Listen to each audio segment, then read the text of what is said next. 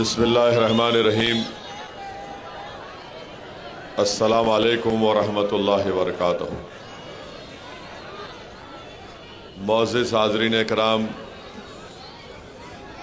बुज़ुर्गान कौम और मिल्लत, मेरी इज़्ज़तदार माँ और बहनों,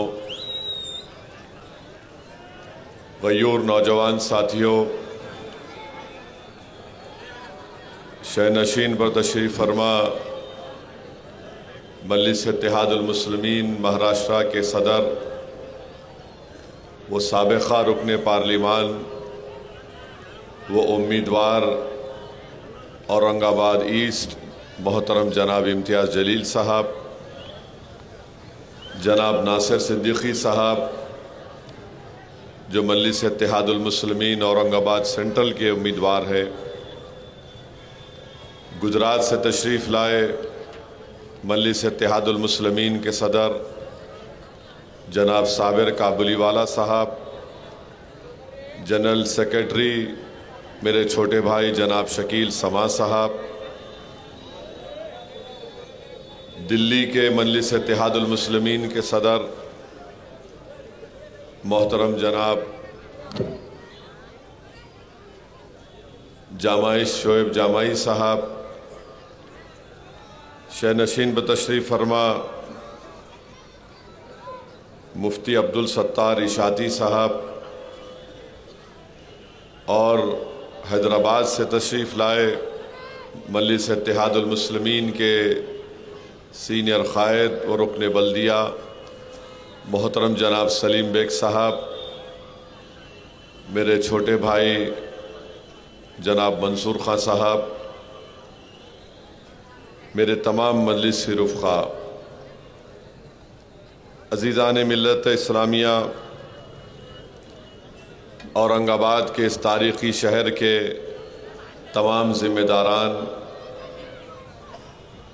मेरे अज़ीज़ दोस्तों और बुज़ुर्गों, अभी आप और हमने मोहतरम इम्तियाज़ जलील साहब की एक जज्बाती गुफ्तगू और तकरीर को सुना। मैं इम्तियाज़ जलील साहब के जज्बात की हम तमाम कदर करते हैं और इम्तियाज़ जलील ने अपनी माँ को जो खोया उस गम का और उस तकलीफ़ का इजहार आज उन्होंने यहाँ पर किया। आप लोग शायद नहीं जानते कि इम्तियाज़ जलील बेहद बीमार हैं। उनके हाथ में अभी भी ग्लूकोस और दवाएं दी जा रही है, वो नीडल उनके हाथ में लगी हुई है। हम तो सिर्फ यही दुआ कर सकते हैं कि जिन हजरात के माँ बाप जिंदा हैं, अल्लाह उनको सेहत से बक़ैद हयात रखे और जिनके माँ बाप इस दुनिया से चले गए, अल्लाह सुब्हानहू व तआला उनकी मग़फ़रत करे, अल्लाह उनकी ख़बरों को कुशादा फरमा दे। और अज़ीज़ दोस्तों और बुज़ुर्गों, अल्लाह के रसूल सल्लल्लाहु अलैहि वसल्लम की हदीस शरीफ है कि एक इंसान के इस दुनिया से चले जाने के बाद उसको फ़ायदा पहुँचता है। सहाबा इकराम ने पूछा कि दुनिया से चले जाने के बाद कैसे उस आदमी को फ़ायदा पहुँचता है जो इस दुनिया से चला गया, तो रसूलुल्लाह सल्लल्लाहु अलैहि वसल्लम ने फरमाया कि उसके नेक आमाल, ऐसे आमाल जिसके काम की शुरुआत करता है और उससे लोगों को, इंसानियत को फ़ायदा पहुँचता है। और दूसरा कहा कि नेक औलाद। और हमको हदीस शरीफ में ये भी तालीम दी गई कि कसरत से अपने मरहूम माँ बाप वालिदैन के लिए दुआ करते रहो, उनकी मग़फ़रत के लिए। मैं इम्तियाज़ जलील की वालदा को जानता था, बड़ी खुश मिजाज ख़ातून थी और बड़ा ही एक जज्बा रखती थी अपने ख़ानदान के गरीबों की मदद करने के लिए। अब जाहिर है हर एक को इस दुनिया से जाना है, कोई आप और हम यहाँ जिंदा रहने वाले नहीं हैं। नहीं मालूम अल्लाह की तरफ से कब बुलावा आ जाए। मगर मेरे अजीज़ दोस्तों और बुज़ुर्गों, मेरी इस बात से आप तमाम मुत्तफ़िक़ होंगे कि अगर आप एक 75 साल के ज़ईफ़ ख़ातून से या एक मर्द से पूछेंगे, बताओ तुम्हारी उम्र अगर 75 साल है तो तुम्हारी ज़िंदगी का सबसे गमगीन दिन कौन सा था, तो कहेगा कि जिस दिन मेरा बाप चला गया इस दुनिया से या मेरी माँ चली गई। तो ये गम ऐसा है कि हम आप और हम अपने ख़बर को लेकर जाते हैं। मगर मैं इम्तियाज़ जलील से कहूँगा कि अपने हिम्मत और अपने हौसले को बुलंद रखिए और आपके ऊपर एक ज़िम्मेदारी है कि आप ना सिर्फ मजलिस इत्तेहादुल मुस्लिमीन महाराष्ट्र के सदर हैं, बल्कि आपको अपनी माँ के अधूरे ख्वाबों को पूरा करना है। और मेरे अजीज़ दोस्तों और बुज़ुर्गों, मेरी आप तमाम से ये गुजारिश है कि ये जो विधानसभा के चुनाव हो रहे हैं, बहुत सी बातें हम सुन रहे हैं, बीजेपी की तरफ से बातें आ रही हैं। वज़ीर आज़म कह रहे हैं कि एक हैं तो सेफ हैं, योगी कह रहे हैं कि कटेंगे तो बटेंगे, फडणवीस कह रहे हैं, क्या क्या कह रहे हैं आप जानते हैं। मगर बुनियादी बात इस विधानसभा में यह है कि सबसे बड़ा मसला कीमतों का है। जो आज बुनियादी ज़रूरत की चीज़ें जिनकी कीमतें आसमान को छू रही है, उसका जिक्र नहीं किया जा रहा है। ख़वातीन महाराष्ट्र के महिलाओं की सेफ्टी के बारे में कोई बात नहीं कर रहा है। मराठा रिजर्वेशन के बारे में कोई बात नहीं हो रही है। कोई ये जिक्र नहीं कर रहा है कि मुस्लिम अक़लियत पर कितने हमले हुए, जिसमें हालिया हमला वो था जो 70 साल के बूढ़े को ट्रेन के डब्बे में उसको मारा और पीटा गया। मेरे अजीज दोस्तों और बुजुर्गों, हम वजीर आजम को, फडणवीस को और शिंदे को बताना चाह रहे हैं कि ये जो ऐलान कर रहे हैं कि हम लाडली बहना में 1550 रुपये दे रहे हैं, मैं औरंगाबाद मार्केट का रेट नरेंद्र मोदी को, शिंदे को और फडणवीस को और अमित शाह को बता रहा हूं। अब रेट बोलेंगे तो वो समझेंगे कि हम वहां से पार्टी से मिले को रेट दे के ला लिए। रेट ये है वजीर आजम, क्योंकि आप तो चाय बेचकर वजीर आजम बन गए।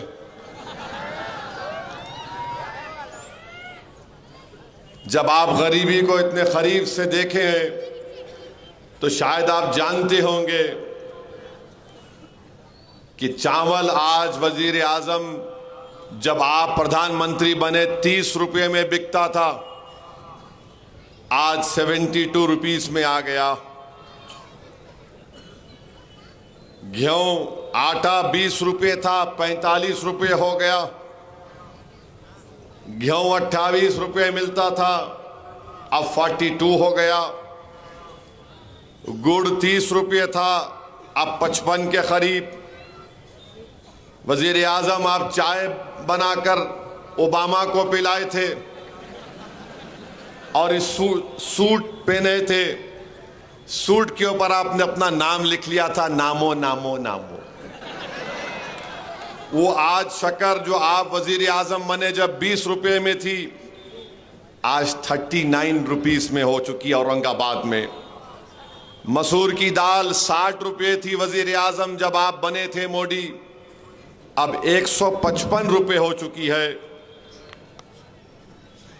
लाल मिर्ची 180 रुपये में थी, आज औरंगाबाद में 450 रुपये। इमली 80 रुपये, अब 220 में हो चुकी है। नमक 12 रुपये में था, सस्ता था मोदी, अब 25 रुपये हो गया। कौन नमक हलाली नमक हरामी कर रहा है, ये महाराष्ट्र की जनता को 20 तारीख को तय करना है। मीठा तेल 80 रुपये में था 2014 में, 10 साल में 160 रुपये हो गया। वजीर आजम, आप तो वेजिटेरियन है, मैं नॉन वेजिटेरियन हूं। भिंडी 20 रुपये में थी, अब 50 रुपये में हो गई। बैगन 15 रुपये में था, अब 40 रुपये में हो गया। तो हम लोग दक्षिणी जबान में क्या बोलते हैं, 20 तारीख को ये जितने हमारे खिलाफ खड़े बैगन को बोलो। हरी मिर्ची 40 रुपये में थी, मोदी के 10 साल में 100 रुपये हो गई। प्याज 15 रुपये 40 रुपये हो गई। आलू 12 रुपये था, 30 रुपये हो गया। टमाटे 15 रुपये थे, 50 रुपये में हो गया। एलपीजी गैस का सिलेंडर 450 में मिलता था 2014 में, अब 900 और 1000 के दरमियान में। पेट्रोल 55 रुपये 65 पैसे में औरंगाबाद में मिलता था 2014 में, अब कभी 105 तो कभी 110 रुपये में। डीजल 45 रुपये 50 पैसे में था 10 साल पहले, अब 90 और 100 रुपये के दरमियान में आ गया। अगर आप इसमें से 6-7 चीजों को निकाल लेंगे, पेट्रोल डीजल को छोड़ के, और सिलेंडर को मिला लेंगे, तो करीब एक गरीब के घर में खाली इन चीजों को खरीदने के लिए 1900 से 2000 रुपये निकल जा रहे हैं। और शिंदे, मोदी, अमित शाह, फडणवीस पुकार कर महाराष्ट्र के गरीबों का मजाक उड़ा रहे हैं। हम 1500 रुपये दे दिए, 1500 रुपये दे दिए। हम पूछना चाह रहे शिंदे से, फडणवीस से, मोदी से, अमित शाह से, चलो मैं भी देता हूं तुमको 1500 रुपये, तुम खाते क्या महीने में देखेंगे। चलो, गरीब की गुर्बत का मजाक उड़ा रही है बीजेपी। लाडली बहना एक 1500 रुपये डाल रहे, 1900 रुपये छीन ले रहे, इसको बोलते गुजरात स्कीम। इस पर कोई बात नहीं कर रहे, ये सावे भी नहीं बात कर रहे। तुम्हारे खिलाफ कौन है नासिर? ना जायसवाल बात कर रहे, हिंदू मुस्लिम हिंदू मुस्लिम। वो बच्चों को सुलाते थे ना, बच्चों ने जुज्जू जक्का मामू जक्का, सो जा प्यारे, जुज्जू जक्का मामू जक्का, सो जा प्यारे। हिंदू मुस्लिम बस उतना ही। ज्यादा बोले कि वो 1500 सदी में वो बादशाह था, उसके बारे में बोलो। अब मैं उसका जानशीन हूं, नहीं वो ऐसा हुआ था। अरे 2024 की बात करो, 2014 से 24 में तुमने चावल, गेहूं, जवारी, गुड़, शक्कर, मसूर की दाल, इमली, नमक, मीठा तेल, लाल मिर्ची का पाउडर, भिंडी, बैगन, ये सब आसमान को छू रहे। मगर इन्होंने क्या करे औरंगाबाद में आके, हम नाम बदल दिए। अबे नाम बदल दिए तो ये सस्ता कहीं को नहीं हो रहा, फिर ये बोल। कुछ भी नहीं हो रहा, माने ये कर दिए वो करे, क्या करे तुम। और 1500 रुपये दिए। शिंदे साहब आपके घर से नहीं दे रहे, ये महाराष्ट्र की जनता का पैसा है, किसी के बाप का खानदान का पैसा नहीं है। और आज मैं यहां से महाराष्ट्र के गरीबों को पैगाम दे रहा हूं, 1500 रुपये अगर मिले, 3000 भी मिले, लो इस्तेमाल करो, मगर जब 20 तारीख को गए जाएंगे तो पतंग के निशान पर बटन दबा दो आप इंशाअल्लाह ताला। औरंगाबाद में 6 दिन में एक मर्तबा पानी, 8 दिन में एक मर्तबा पानी, पानी पानी को तरसा दिए। रोड नहीं है, मोरी नहीं है, काम नहीं होता। यहां पर औरंगाबाद के लिए टेक्सटाइल पार्क मंजूर हुआ, 2023 में अमरावती को लेकर चले गए। इस डिवीजन में 2026 के 6 महीने में 250 किसान खुदकशी कर लिए, मगर मोदी की जबान पे कुछ नहीं आता और फिर बोलते मोदी है तो मुमकिन है। मैं गरीब परिवार से आया, मैं चाय बेचकर आया। अरे तुम क्या क्या बोलते, ये तो बताओ फिर ये महंगाई के लिए क्या कर रहे हो? तो बोले हमारे को जिता दो, हम 1500 की जगह 2000 कर देते। अरे तमाशा है, हारून का खजाना निकला क्या महाराष्ट्र में बांटते जाएंगे? सो मेरे भाई इस पर कोई बात नहीं करते। अब आपको बता रहा हूं, महाराष्ट्र में पूरा लिख के लाया आज।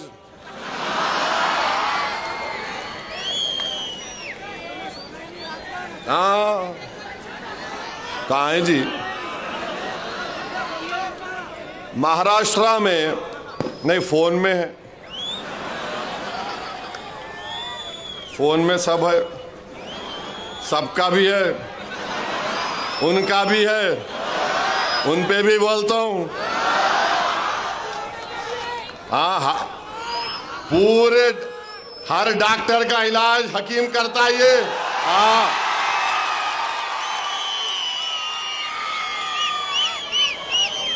अब आप सुनो, महाराष्ट्र में 2022 में 2904 महिलाओं का रेप हुआ।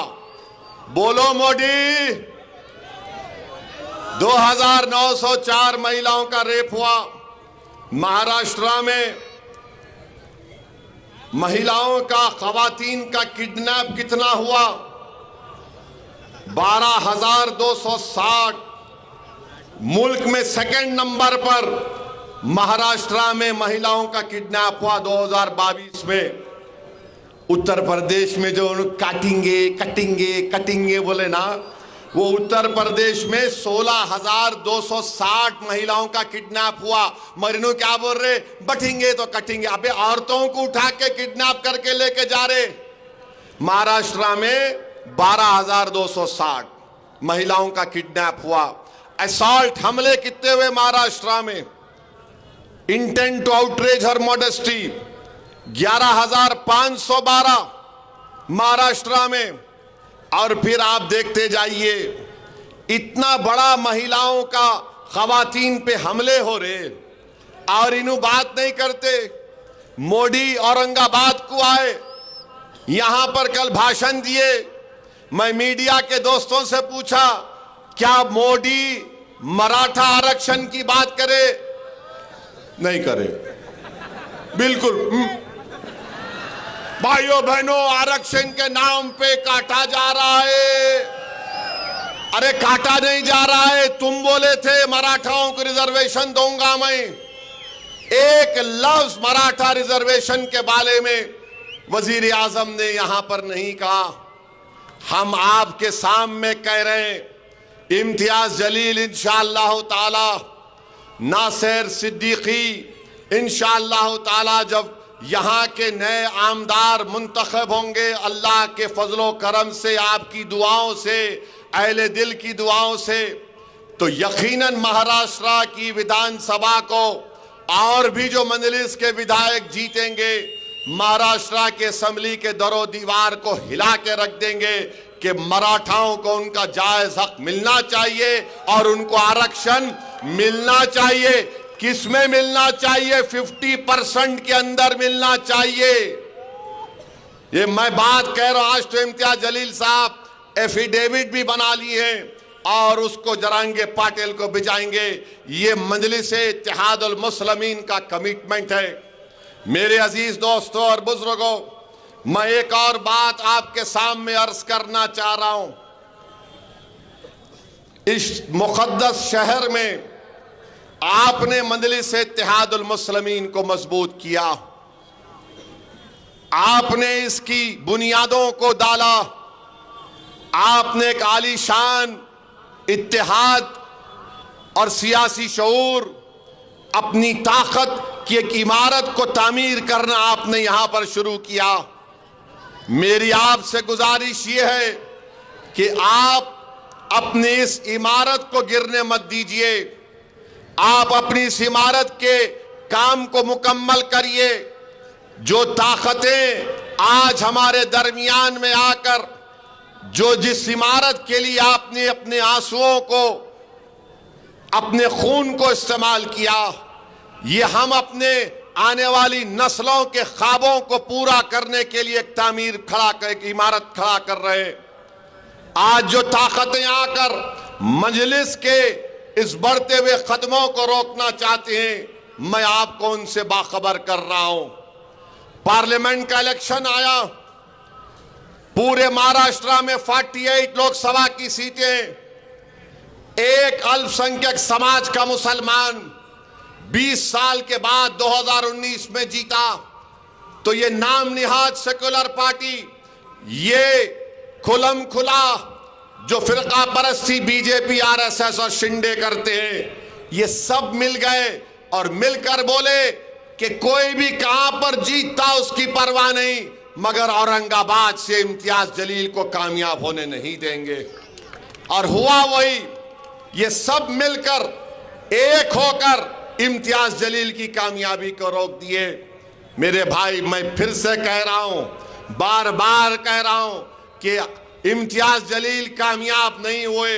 यकीनन इसमें आपका नुकसान हुआ, महाराष्ट्र के मजलूम अवाम का नुकसान हुआ, इस मुक़द्दस और तारीखी शहर के बाशिंदों का नुकसान हुआ, बल्कि भारत के उन गरीब 13.5 करोड़ अल्पसंख्यक समाज का, दलितों का नुकसान हुआ, जो बड़ी उम्मीद की निगाहों से इम्तियाज जलील को देख रहे थे कि पहले मर्तबा का रुकने पार्लियामान है और किस बेबाकी के साथ भारत की सबसे बड़ी पंचायत में खड़े होकर अवाम के मसाइल को उठाता है। वो आज तड़प रहे हैं। आपको अंदाजा नहीं है कि चाहे उत्तर प्रदेश हो, बिहार हो, लोग जब कभी मुझे एयरपोर्ट पर या रेलवे स्टेशन पर या कहीं मिल जाते, मुझसे एक ही बात की शिकायत करते, असद साहब, इम्तियाज साहब कैसे हार गए। सब यही बोलते, असद साहब, इम्तियाज साहब कैसे हार गए। मेरे भाई, इम्तियाज जलील की कामयाबी नहीं हुई और उसकी वजह से मैंने अपने एक बाजू को खो दिया। मैं अपने एक बाजू को खो दिया। मैं आपके सामने झोली फैलाकर आपसे इत्तेहाद की भीख मांग रहा हूं, औरंगाबाद के गयूर अवाम। मैं तो अपने एक बाजू से खो दिया, मगर तुम इम्तियाज जलील और नासिर सिद्दीकी को कामयाब करोगे इंशाअल्लाह ताला।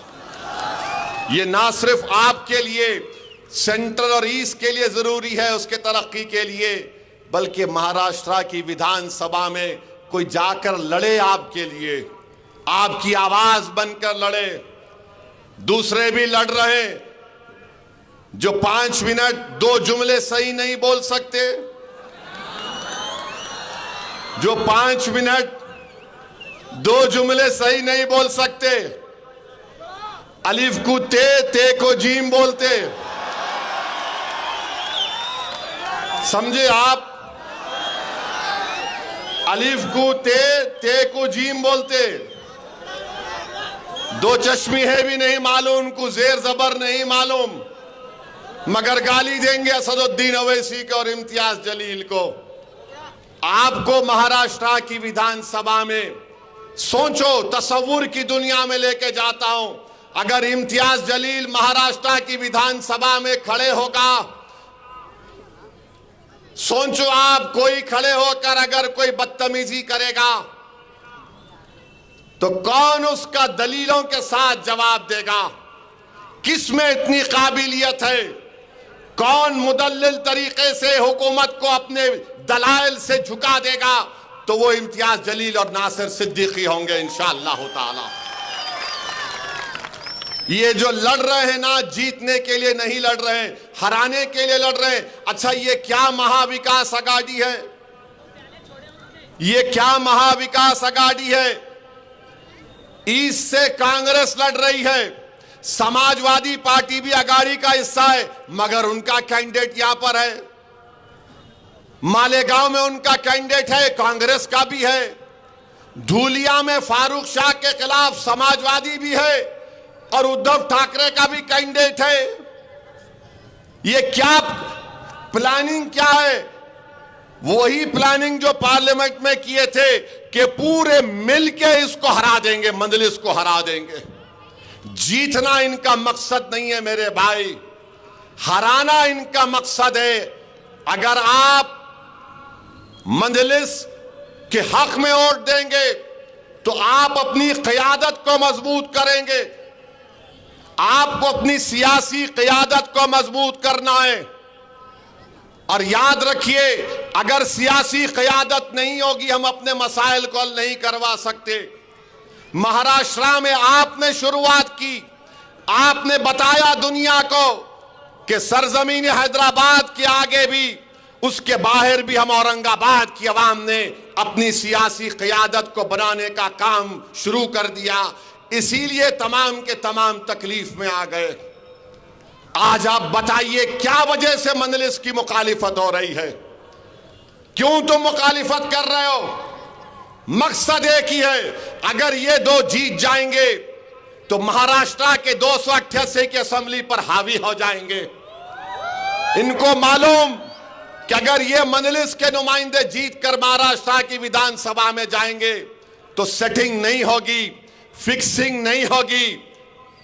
ये इम्तियाज जलील और मजलिस की दुश्मनी की वजह यह भी है क्योंकि आपने पूरी दुनिया में एक मुनफरिद मुकाम पैदा किया। एक नापाक शख्स ने रहमतुल आलमीन सल्लल्लाहु अलैहि वसल्लम की शान में गुस्ताखी करने की कोशिश की तो महाराष्ट्र से कहीं एहतजाज की आवाज नहीं उठी। अगर आवाज उठी तो औरंगाबाद से उठी। औरंगाबाद के एक एक फर्द को सलाम, औरंगाबाद के गयूर उलमाओं को सलाम, औरंगाबाद के उन माओं को सलाम जिन्होंने ऐसे जियालों को पैदा किया, जिसने भारत को बता दिया कि अगर कोई कमली वाले पर बकवास बकेगा तो हम अपनी गुलामी का सबूत देंगे। और आपने एहतजाज का परचम बुलंद किया।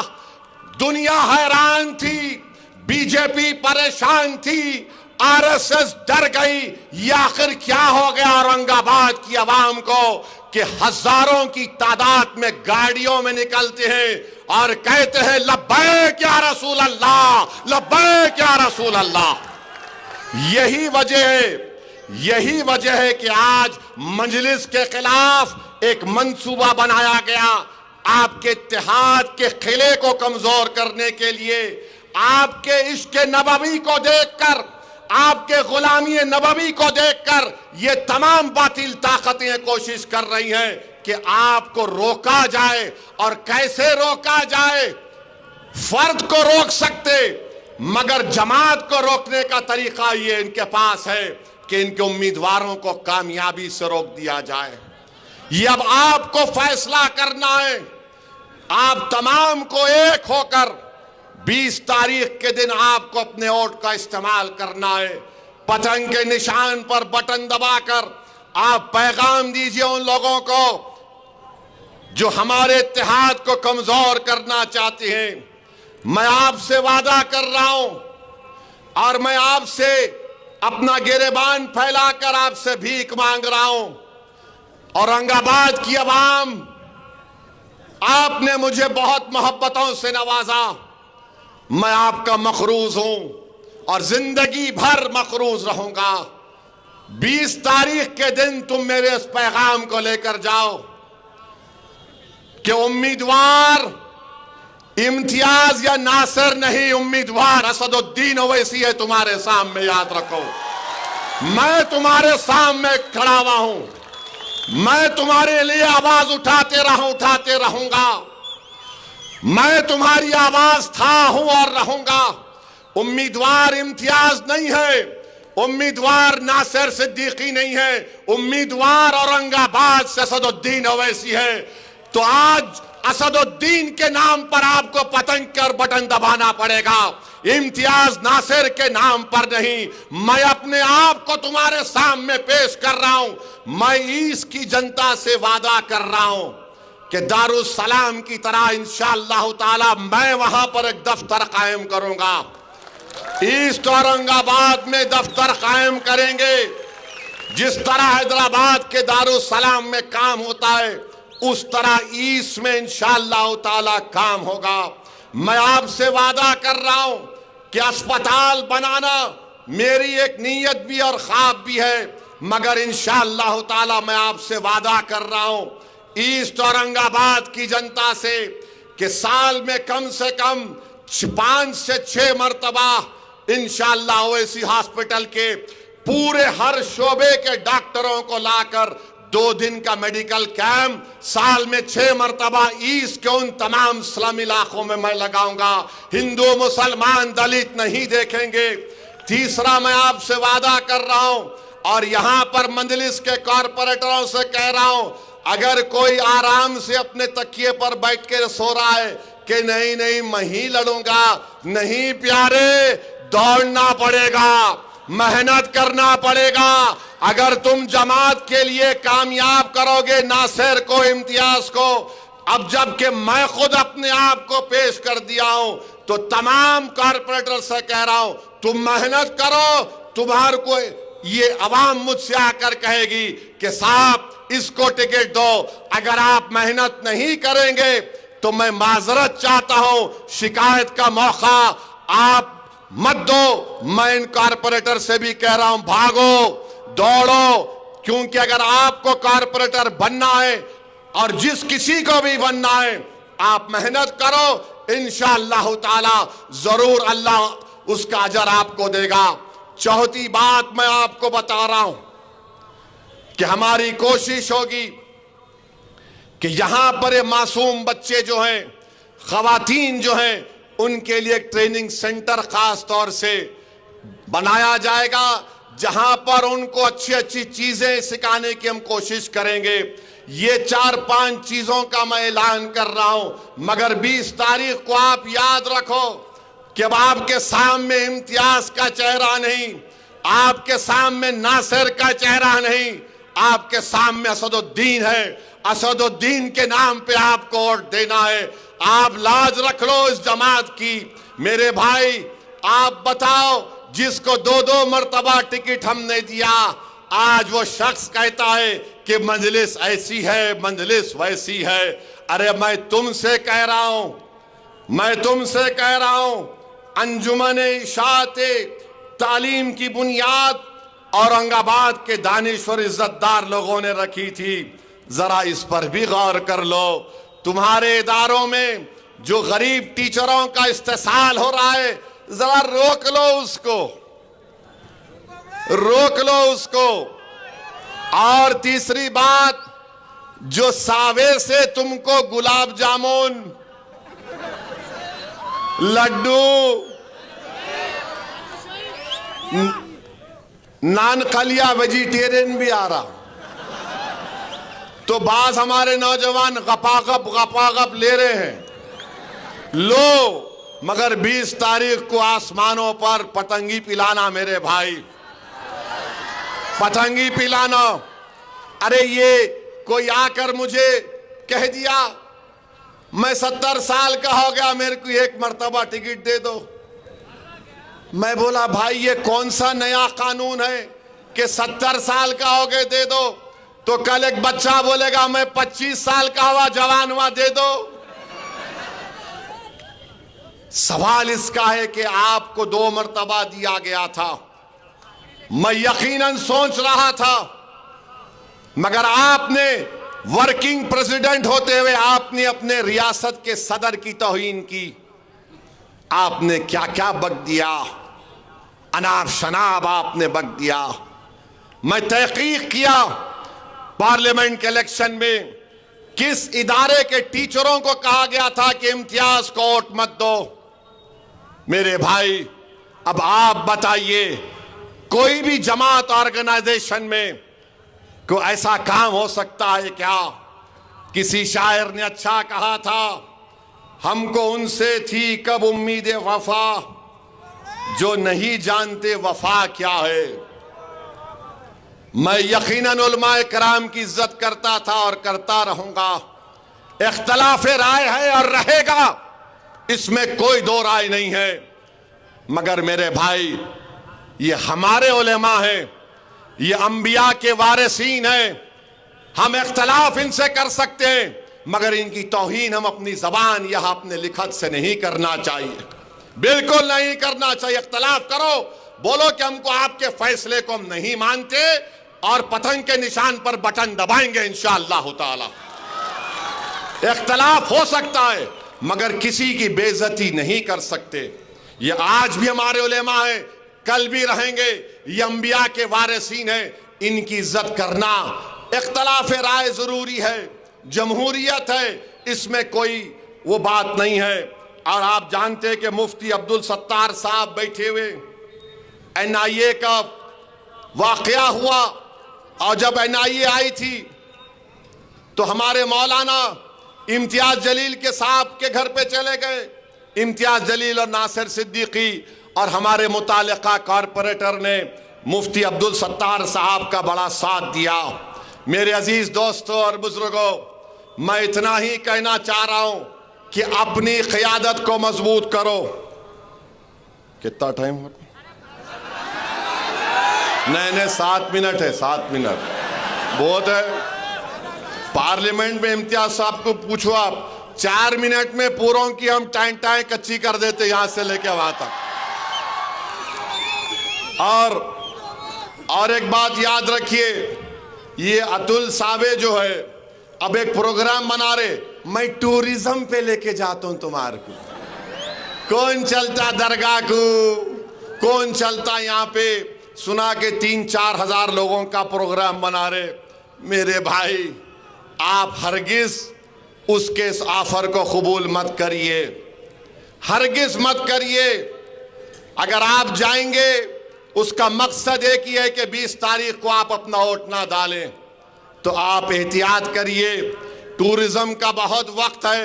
इंशाअल्लाह ताला मैं औरंगाबाद आऊंगा, आप और हम मिलकर खुलदाबाद जाएंगे, दौलताबाद जाएंगे, और वो मकबरे को भी देखना है मेरे को। अब नहीं मालूम, वहां गया तो फिर मीडिया बोलेंगी कहां गए, कहां गए, कहां गए, किधर गए, किसके पास गए। मगर ये इनकी साजिश है। तो आपसे गुजारिश है कि डरने और घबराने की जरूरत नहीं है। मेरी आपसे यही फिर से इल्तिजा कर रहा हूं, अपने वोटों का सही इस्तेमाल करिए। ये जो नादान लोग हैं, अरे ये समाजवादी का उनका अध्यक्ष है, वो बोल रहा है कि मुस्लिम अक़लियत को नेता की जरूरत नहीं है। जो मुस्लिम अक़लियत अपने नेता की बात करेगा उसको पाकिस्तान जाना है। अबे तू जा पाकिस्तान को, जाके मिल उससे। हमको बोल रहा पाकिस्तान चले जाओ। अरे समाजवादी वाले बोलते तू पाकिस्तान चले जा, ये बीजेपी वाले बोलते तू वहां चले जा। अरे बाबा, तुमला क्या बांट लिए? तू पाकिस्तान चले जा। नहीं जाते, क्या करता तू बोल? नहीं जाते, क्या उखाड़ता बोल? अब यहां सरजमीन में पैदा हुए, तुम्हारे आंखों में आंखें डालकर मोदी से मुकाबला कर रहे हैं जमहूरी तरीके से। तुम क्या कर सकते? गोली चला सकते, ना चलाओ गोली। मैं मरने तैयार हूं, मुझ पर कई हमले हो चुके हैं, मगर याद रखो औरंगाबाद की आवाम, मैं तुमको जज्बात में लाने के लिए नहीं कह रहा हूं। मेरी नीयत यही है कि जब मैं इस दुनिया से चले जाऊं, मेरा जिस्म तुम्हारी सरजमीन में अंदर चला जाए। बस मेरी एक ही ख्वाहिश है मुझे औरंगाबाद से इतनी मोहब्बत है। अल्लाह जानता है मुझे औरंगाबाद से कितनी मोहब्बत है। अल्लाह ही जानता है कि मैं जो कुछ अल्फाज बोल रहा हूं वो पूरी जिम्मेदारी के साथ बोल रहा हूं। बल्कि मैंने अपने अफराद खानदान के सामने भी ये बात रखा तो मेरे अफराद खानदान के लोग बहुत नाराज हुए। क्या बक रहे हो, दीवानी बात मत करो।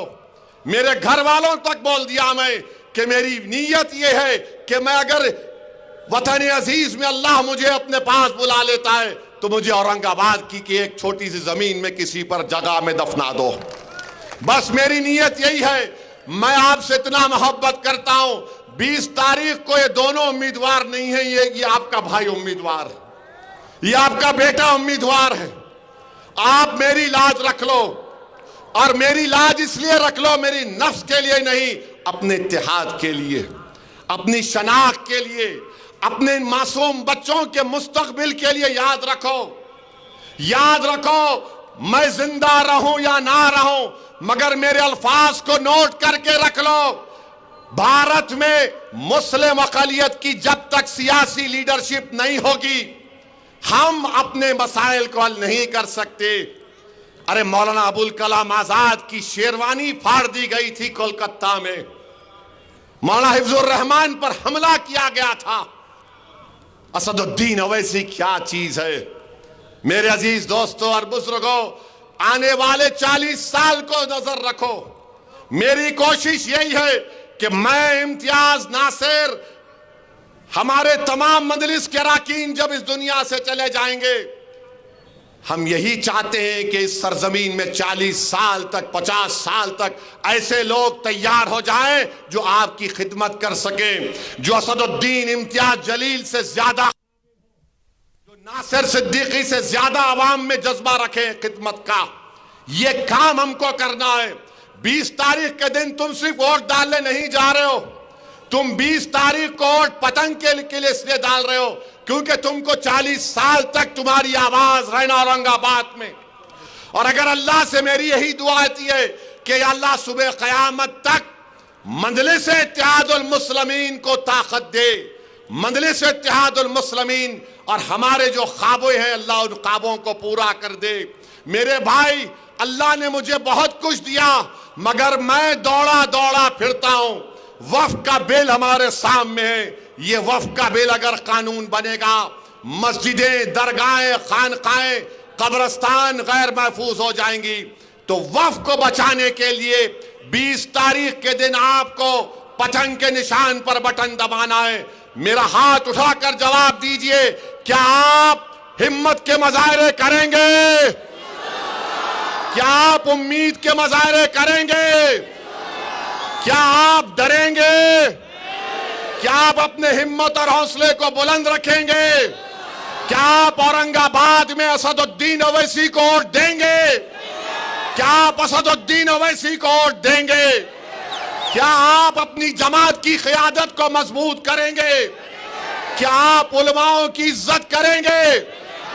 याद रखो नौजवानों, बुजुर्गों, मेरी इज्जतदार माँ और बहनों, ये लड़ाई 50 साल के लिए है, ये सिर्फ एक चुनाव की नहीं है। तो 20 तारीख के दिन आसमानों में क्या नजर आएगा? गलियों से क्या आवाज आएगी? घर से क्या आवाज आएगी? दिल क्या पुकारेगा? दिमाग और जिस्म क्या कहेगा? और हम क्या करेंगे? पतंग, पतंग, पतंग, पतंग। आप तमाम से ही गुजारिश है, एक एक वोट को इस्तेमाल करिए, बीजेपी को जवाब दीजिए। ये लोग इस मुल्क और देश को बर्बाद करना चाहते हैं। इत्तेहाद से अपने शहर को बचाइए, हिंदू मुस्लिम इत्तेहाद को मजबूत करिए, दलितों के इंसाफ के लिए लड़ना है। शुक्रिया, खुदा हाफिज, सलाम अलैकुम। मजलिस इत्तेहादुल मुस्लिमीन, पतंग को, पतंग को, औरंगाबाद जिंदाबाद। डर रहे, जोर से बोलो, औरंगाबाद, औरंगाबाद, औरंगाबाद।